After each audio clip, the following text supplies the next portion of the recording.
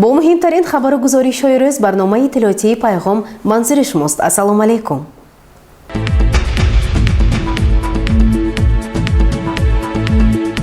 дар маҷлиси ҳафтавори назоратии назди раиси шаҳр масъалаҳои ташкилӣ, омодагӣ ба киштукори баҳорӣ, таҷлили бошукӯҳи ҷашни ниёгон сада, вусъати корҳои ободонӣ, ниҳолчинонӣ ва дигар масъалаҳои шаҳру шаҳрдорӣ таҳлилу баррасӣ гардида аз тарафи раиси шаҳри Панҷакент Абдухолиқ Холиқзода дар назди роҳбарони масъул дастуру супоришҳои мушаххас гузошта шуд. Мутаваҷҷеҳ бошед ба гузориши хабарнигорони мо.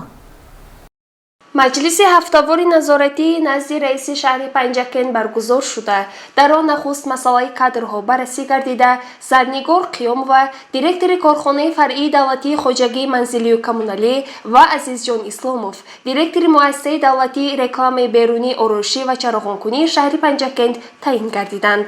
Дар идома раиси шаҳр доир ба насби шиору овезаҳо, рангу бори биноҳо, бардоштани партовҳо, гузоштани қуттиҳои партов ба масъулин супориш дод. Сипас аз рафти фаъолияти ҷавонони шаҳру деҳоти Панҷакент, мудири бахши кор бо ҷавонон ва варзиши мақомоти иҷроии маҳаллии ҳокимияти давлатии шаҳр Улуғбек Ҳусейнзода гузориш дод.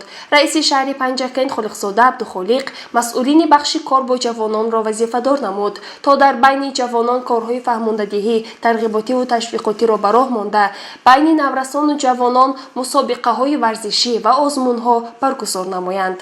дар идома раиси шаҳри Панҷакент Абдухолиқ Холиқзода аз рӯи масъалаҳои зерин, иҷрои нақшаи андоз, бахши саноат, омодагӣ ба кишти баҳорӣ, тоза кардани каналҳо, беҳтар намудани сатҳу сифати хизматрасониҳои нақлиётӣ, дуруст кардани ҳисоботҳои омурӣ, баргузор намудани ярмаркаи ҷойҳои кории холӣ, баррасии муроҷиатҳои шаҳрвандон, омодагӣ ба сазовор таҷлил намудани ҷашни сада, ба роҳ мондани корҳои тарғиботиву ташвиқотӣ вобаста ба шарҳи паёми президенти ҷумҳурии Тоҷикистон муҳтарам Эмомалӣ Раҳмон ба масъулин дастуру супоришҳои мушаххас дод. Маҷлиси ҳафтавори назоратиро раиси шаҳри Панҷакент Холиқзода Абдухолиқ ҷамъбаст намуда, аз масъулони тамоми соҳаҳо даъват ба амал овард, вазифа ва супоришҳоро бо дарки баланди масъулият иҷро намоянд. гузориши Сабрина Акрамова ва Исмоилҷон Холов.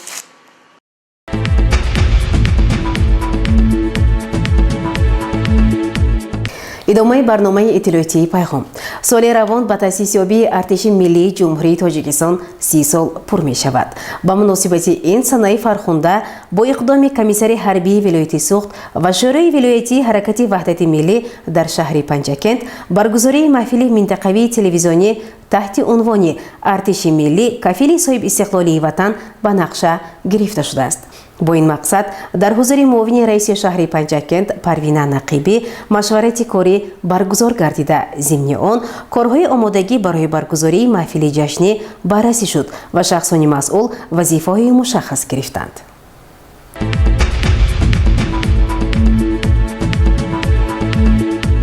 бо сард шудани ҳаво, барфу яхбандӣ барои олами ҳайвоноту паррандагон низ дар дашту кӯҳҳо мушкилоти таъмини ғизо ба вуҷуд омад. бо мақсади эмин нигоҳ доштани ҳайвоноту паррандагон дар ин рӯзҳои душвори фасли зимистон аз тарафи муассисаи давлатии хоҷагии ҷангал ва шӯъбаи ҳифзи муҳити зисти шаҳри Панҷакент тадбирҳои биотехникӣ ташкил карда шуд. бо сабаби барфбории зиёд дар кӯҳу ҷангалҳо воқеан ҳам барои олами ҳайвоноту паррандагон мушкилоти хеле зиёд пеш омад ва хавфи нобудшавии онҳо низ ба мушоҳида расид. дар партави дастуру супоришҳои роҳбарияти давлату ҳукумати ҷумҳурии Тоҷикистон, мақомоти иҷроияи маҳаллии ҳокимияти давлатии шаҳри Панҷакент аз тарафи муассисаи давлатии хоҷагии ҷангали шаҳри Панҷакент дар ҳамкорӣ бо шӯъбаи ҳифзи муҳити зисти шаҳри Панҷакент дар парваришгоҳи Зарафшон дар 3 мавзеъ барои олами ҳайвоноту паррандагон ҷиҳати эмин мондан аз таъсири хунукиҳои фасли зимистони имсола тадбирҳои биотехникӣ анҷом дода шуд. сарвари муассисаи давлатии хоҷагии ҷангали шаҳри Панҷакент Далир Насриддинов ва мутахассиси шӯъбаи ҳифзи муҳити зисти шаҳри Панҷакент Муҳаммадҷон Раҷабов пиромони ин тадбирҳои дар ин айёми хеле сарди зимистон انجام داده اندیشه‌های خویش را به ما چنین بیان کردند. امروز با کارمندان کمیته حفظ محیط زیست شهر پنجکین تصمیم گرفتیم که در موضع پرورشگاه زرافشان چون که شما دیده ساده سردی های در پیش آمده ساده یک جای کارهای بیوتکنیکی را به انجام رساندیم و کمی هم باشد سهم خود را برای تلف نیافتن حیوان های نادر و پرنده ها رسانیم. شما دیده ساده چنانه که ما در اینجا جو، گندم، ریزه گندم، ریزه بری، علف ها در اینجا پاشیده سادیم که تا اینکه اون حیوان های نادری که هستند در اینجا از آن بهره‌ور شده از این خنکی ها ایمن نگاه داشته شود. این بار آخران نیست. مؤسسه خواجگی جنگل شهر پنجکین تصمیم گرفته است که این کار را دوام دهد تا که تمام پرنده های و حیوان های نادر از خنکی و از گرسنگی ایمن نگاه داشته شود.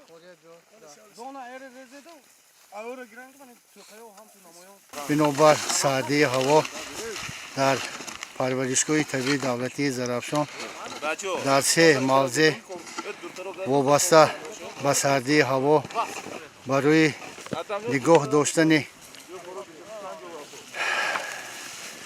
داشتن پرندگان و درندگان عالم حیوانات و نباتات در این موضع ها کارهای بیوتکنیکی گذرانده ایستاده‌ایم که در یک جایگی با مؤسسه دولتی خواجگی جنگل شهر پنجکین با متخصصان در اینجا کارها در سمت ریختن دانگی ها از علل خصوص گندم، ریزه و اخشاق، برنج و نودن علف های و دیگر نمود خوراکه با حیوانات با عالم نباتات و حیوانات داده ایستادیم که سردی های زمستانه رو به نوبت گرفته چنین کارهای بیوتکنیکی رو به راه مانده ایستادیم. واقعا این تدبیر مهم امکان می‌دهد که در قلمرو شهر و دیخودی پنجکین مخصوصا در منطقه های جنگلزار، دشت و کوه‌ها ما می‌توانیم صدها سر پرندگان و حیوانات نادر را از نابودشوی ایمن داریم. در این سمت می‌توانند شهروندان نیز برای محافظت عالم حیوانات و پرندگان سهم خویش را گذارند. گزارش عباس همراه‌زاده و اسماعیل جان خالف.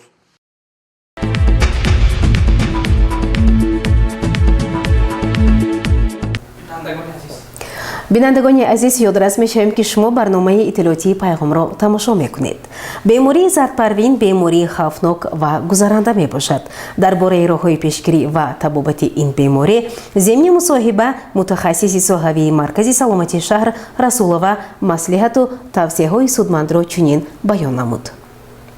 گپاتیت ویروسی ا بیماری شدید سیرویتی بوده برانگیزنده‌اش ویروس میباشد. این بیماری در بین خلق با نام زردچه زردپروین معلوم است.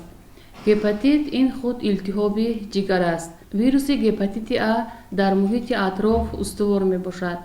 در حرارت مینوس 20 گرادوس تا یک چند سال زنده می ماند. در آب انبارها تا یک چند ماه و در نجاست انسان باشد تا 1 ماه زنده می ماند. این بیماری خاراکتری موسمی دارد. بیشتر در فصل تیر ماه، زمستان و بهار بیشتر وام می‌خورد. بیماری بیشتر در بین کودکانی تا 5-6 ساله به قید گرفته می شود. بنده بیماری این آدم بیمار و شخصی که در مرحله نهانی بیماری قرار دارد. دوره اینکوباسیونی بیماری یعنی دوره نهانی، دوره‌ای که از داخل شوی ویروس تا پیدایش یگان علامت‌های کلینیکی از 7 تا 50 روز به حساب میانه 35 روز را تشکیل می‌دهد. راه‌های گزارش بیماری نجاست دهانی، عامل‌های گزارش این آب، محصولات‌های خوراکی و تماسی معیشی به حساب می‌رود. نشانه‌های بیماری این پیدا شدن درد شکم، دل به حضوری، قیکنی، بیمه‌داری، پس‌شوی اشتها، тағйирёбии ранги наҷосат яъне сафедшавии он, тағйирёбии ранги пешоб қаҳваранг шудани он мебошад. кӯдаки бемор баъди пайдо шудани нишонаҳои клиникӣ метавонад вирусро дар муддати якчанд моҳҳо хориҷ кунад. баъди гузаронидани беморӣ дар организм иммунитети қавии устувор пайдо мешавад, яъне шахсе ки ба бемории гепатити А гирифтор шудааст метавонад танҳо як маротиба ба ин беморӣ гирифтор шавад. вақте ки дар ягон муассисаҳои таълимӣ ё ин ки дар кӯдакистонҳо агар ягон ҳолати бемории зарфарвини намуди А ба қайд гирифта шавад, бо тамосбудагон чӣ корҳоро бояд ба анҷом расонидан лозим аст.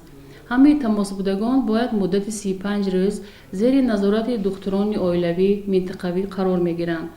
дар ин муддати 35 рӯз ҳамаи тамосбудагон ҳарорати бадани онҳо чен карда мешавад, пурсиш гузаронда мешавад оиди шикоятҳои бемор, оиди тағйир ёфтани ранги наҷосат, ранги пешоб ва дар ҳолати зарурӣ ташхисҳои зарурӣ гирифта мешавад. агар ҳамон гурӯҳе ки дар он ҷо бемории зардчии намуди А ба қайд гирифта шудааст, дар тамосбудагон дар тамоми чорабиниҳои маърифатӣ, оммавӣ набояд иштирок кунанд ва агар ин ҳодиса дар муассисаҳои мактабӣ ба қайд гирифта шавад, аз як синф ба синфи дигар гузаштани тамосбудагон мумкин нест ва онҳо ҳам 35 рӯз бояд зери назорати духтурони оилавӣ қарор гиранд. аз тариқи духтурони оилавӣ дар ин муддати 35 рӯз бояд дар як ҳафта як маротиба омада санҷидани ҳарорати бадан ва пурсиш инчунин шикоятҳои дар тамосбудагонро бояд духтури оилавӣ ба ҳисоб гирад. аслан табобати ҳамин беморон аз рӯи нишонаҳои клиникӣ ва эпидемиологӣ гузаронида мешавад, инчунин бистарӣ намудани онҳо. агар ҳолати кӯдак сабук бошад, нишондодҳои лабораторӣ аз меъёр на он қадар баланд бошанд, мо метавонем кӯдакро дар хона табобат кунем. агар дар хона кӯдак табобат карда мешавем, бояд хонаи алоҳида бояд бошад. он ашёҳои истифодаи шахсии кӯдак аз он ҷумла коса, пиёла, қошуқ, дастмоли ӯ ҳатман бояд ҷудо карда бошад. реҷаи бистариро бояд кӯдак риоя кунад. духтури оилавиро ба қабул бояд даъват кунад. агар ҳолати вазнини миёна ё ин ки вазнин дошта бошад ё ин ки кӯдак ягон бемориҳои ҳамрадиф дошта бошад, ҳатман кӯдаки беморро бояд ба беморхонаи сироятӣ бистарӣ намудан лозим аст. ҳангоми пайдо шудани нишонаҳои клиникии беморӣ чӣ хеле ки дар боло қайд намудем, ҳатман ба духтури оилавӣ бояд муроҷиат кард.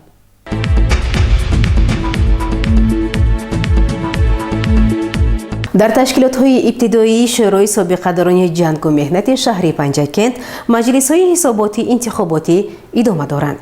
гузориши хабарнигорони мо аз маҷлиси ҳисоботии ташкилоти ибтидоии шӯъбаи маориф омода шудааст. маҷлиси ташкилоти ибтидоии собиқадарони ҷангу меҳнати шӯъбаи маорифро раиси шӯрои собиқадарони ҷангу меҳнати шаҳри Панҷакент Облоқул Ризоев оғоз бахшида дар бораи нақши собиқадорон ҷиҳати таълиму тарбияи аҳли ҷомеа, махсусан тарбияи ҳарбӣ ватандӯстии хонандагон ва саҳм гузоштан дар пешрафти соҳаи маориф баён намуд.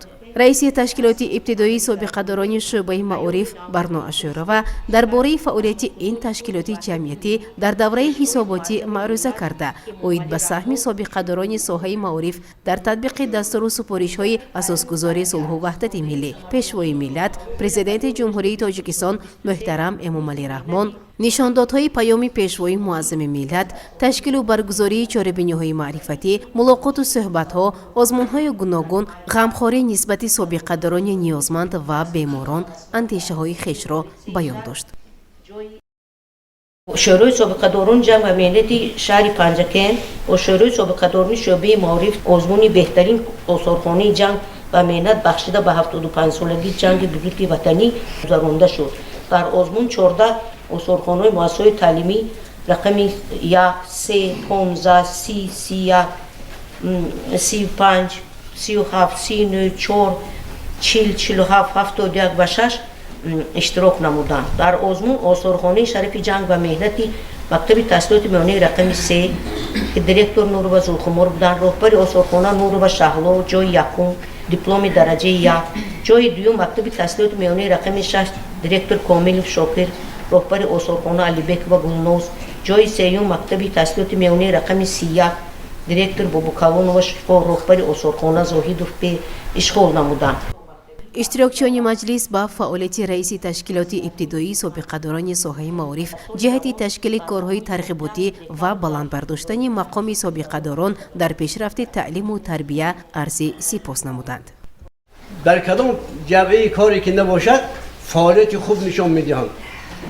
حتی در جمعیت‌های صنفی پدر و مادران اشتراک کرده عاید آداب و رفتار خوانندگان، مدنیت سخنگویی آنها، لباس پوشی، تعلیم و تربیه برآمدها کرده به پدر و مادران مصلحت‌های مفید میدهند.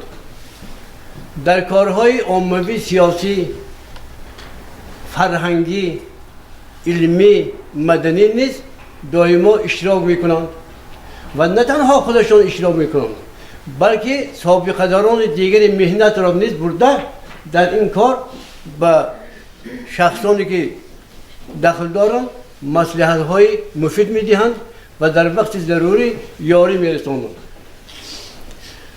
کار فعالیتی اشور و برنامه برای همگان نمونه عبرت است.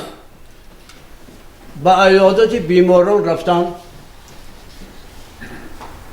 اشتراک کردن در چاره‌بینی‌های فرهنگی، آزمون‌ها، المپیادها، انتخاب خوانندگان بالاقدر، همه همینها وقت می‌یابند، اشتراک می‌کنند، دستگیری می‌کنند، پیشنهاد می‌نمایند. ҳамзамон собиқадорони маориф оид ба зиёд шудани таваҷҷӯҳ ва ғамхорӣ ба соҳаи маориф ва собиқадорони ин соҳа ибрози андеша намуданд. мана сол аз сол маоши омӯзгорон, нафақахӯрон, нафақаҳошон зиёд шуда истодааст. дигараш ин ки дар соҳаи маориф ман ҳамин китобҳое ки чоп шуда истодааст ҳар сол дар давраи шӯравӣ мо маблағ кати рафта мехаридем магазинҳо. ин ғамхории ҳукумати тоҷикистон аст ки мактабҳо ба тақсим карда метиҳаду ва як миқдори кам кати хонанда онро дастрас карда истифода мебарад. дигараш ин ки масъалаи технология ки тамоми мактабҳо ба таъмин карда истодем, компютеркунонӣ ва аз он ҷумла тахтаҳои электронӣ барои бачаҳо заруранд ин чизҳо. дигараш ин ки мактабҳое ки сохта истодан албатта мактабҳои замонавӣ буда барои хонандагон албатта шароит муҳайё карда истодан. дар тоҷикистон бисёрҳо мактабҳо сохта шуд, аз он ҷумла дар панҷаки интимон ҳам мана мактаби рақами 47, мактаби рақами 71, мактаби сараз, ҳамин мактабҳо нав сохта шуд. иштирокчиёни маҷлис бори дигар барно ашураваро раиси ташкилоти ибтидоии собиқадорони шӯъбаи маориф интихоб намуданд. дар хотимаи маҷлис раиси шӯрои собиқадорони ҷанг ва меҳнати шаҳр Облақул Ризоев нақшаи вазифаҳоро барои соли 2023 мушаххас намуд. гузориши Муниса Атамуллоева ва Некмуҳаммад Мирҷонов.